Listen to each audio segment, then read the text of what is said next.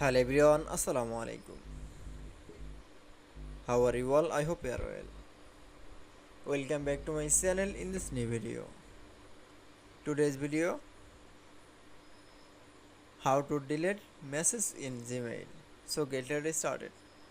At first open your desktop and now I choose from Gmail, Chrome browser. Now first select. Now click from Chrome browser. I can see then show the open from Chrome browser. Now we click from Gmail option. Then I show the new interface. Now I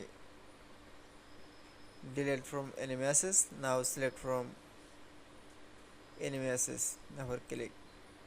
Now click for more option. Then select from delete this message. Now click. That it's. Now you can see then again another message from delete. Now select from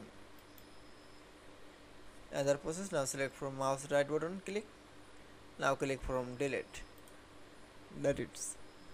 Now you can see delete message in Gmail is very easily. I hope to enjoy the video. Please like, comment, share and subscribe my channel. Thanks for watching.